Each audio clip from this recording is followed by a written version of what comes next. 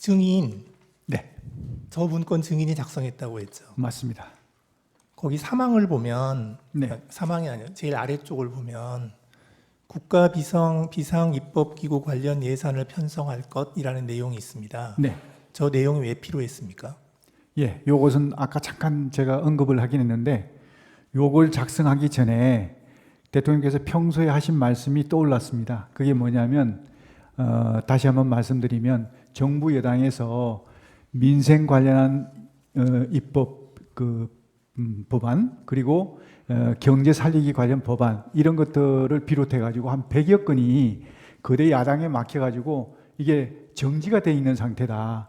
이것만이라도 제대로 좀 작동이 되면 국민들의 삶이 훨씬 더 좀 나아질 텐데 이거라도 어떻게 좀 했으면 좋겠다는 생각을 많이 말씀하셨습니다. 그러면서 나중에 기회가 되면 이런 부분들을 좀 할 수 있는 방안을 강구해 봤으면 좋겠다. 이런 말씀을 제가 몇 번 들었습니다. 그래서 그게 떠올라서 이번 기회에 그러면 이런 어떤 기재부에다가 이런 이 긴급 재정 입법권을 해서 이 입법권을 수행할 수 있는 그런 이 조직을 만들어 갖고 그걸 이제 가지고 이런 어떤 해소하지 못한 그런 여러 가지 막혀 있는 부분을 좀 해소하자 그런 생각에서 이렇게 지금 예, 정리하고 알겠습니다. 그런데 그 가운데 거를 보면요. 저 문건의 가운데 거를 보면 국회 관련 각종 보조금, 지원금, 각종 임금 등 현재 운용 중인 자금 포함 완전 차단할 것 이리 돼 있거든요. 네.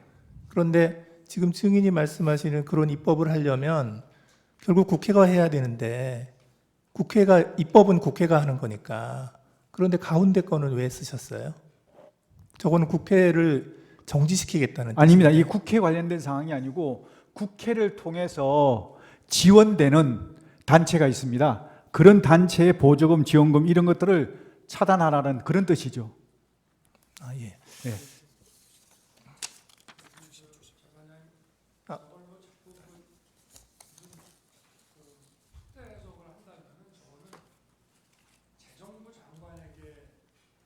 얘기할 사안은 좀 아닌 것 같습니다. 예를 들어서 저거를 국회의 존재를 부정하고 뭐 하는 그런 내용이라면은 저거는 기재부 장관이라는 거는 국회가 만든 예산을 그 예산 범위, 예산의 틀 내에서 무슨 일을 하는 것인데 저거를 만약에 굉장히 아주 극도의 정치적인 차원으로 이해를 한다면은 저거는 더구나 계엄에 대해서 반대를 하는 기재부 장관에게 줄 내용은 저는 아닌 것 같습니다. 그래서 기재부 장관에게 주무부처 장관이 저런 거를 전달했다 그러면은 저거는 좀 어떤 예산의 틀 안에서 한다는 취지로밖에 보지 않을 수 없는가 하는 게 저도 지금 문건을 보면서 갖게 되는. 근데 저기에 보면 생각입니다. 네. 임금이라고 되어 있어서 네.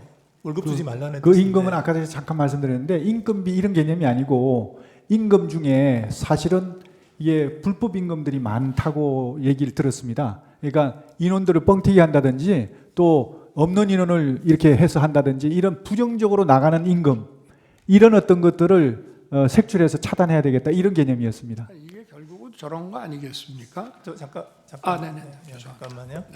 혹시 갑제 2호증 포고령 가지고 계신 분 있으면 좀 보여주시죠.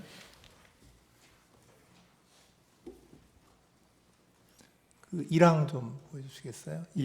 1항 쪽. 저 1항을 좀 확대 좀 해서. 예. 근데 제가 읽죠 뭐. 그 1항을 보면 국회와 지방의회 정당의 활동, 일체의 정치 활동을 금한다 이렇게 돼 있거든요. 예.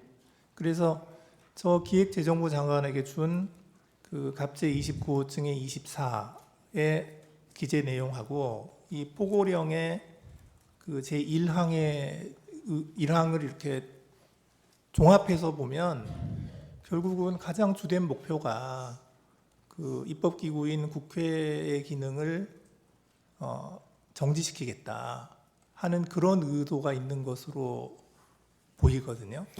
저는 솔직히 그렇게까지 하진 않았습니다. 이건 제가 아까 말씀드렸지만 국회의 기본적인 입법 활동은 당연히 존중돼야 되고 보장돼야 된다고 저는 생각하고 있습니다.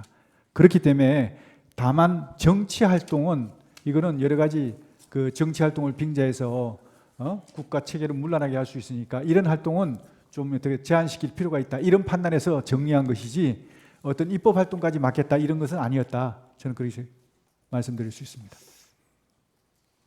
예, 그리고 그 아까 주신문에서 말씀하실 때 증인께서 국회에 병력을 투입시킨 이유가 국회 봉쇄나 침투가 아닌 국회 질서 유지였고 따라서 처음부터 국회를 봉쇄할 아무런 계획도 없었다. 이렇게 말씀하셨어요. 네. 그렇게 말씀하신 거 맞죠? 네.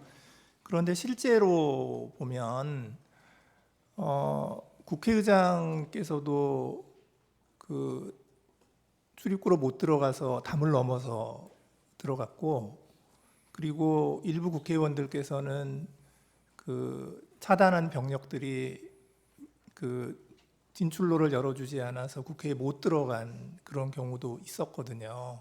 그래서 증인께서 말씀하시는 거하고 달리 실제로는 국회 봉쇄가 목표가 아니었나 하는 그러한 정황들이 많이 보이는데 그 점은 어떻게 생각하십니까? 네, 재판관님 말씀 존중합니다. 그런데 저는 생각이 좀 다른 게 말씀하신 대로 제가 만약에 봉쇄를 했다 그러면 국회의장님이 담을 넘어가서는 안 됩니다.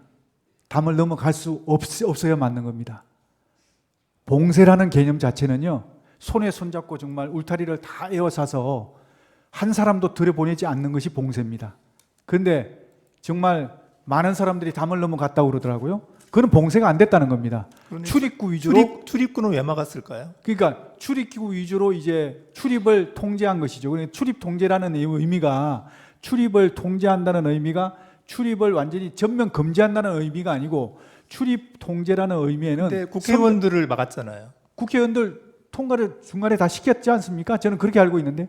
그게 막았다가 또 통과시켰다가 또 다시 막았죠. 그건 제가 잘 모르겠는데 저는 이제 거기서 통과를 시킨 걸로 좀 알고 있었거든요. 예, 알겠습니다. 선별적으로. 예, 이상입니다.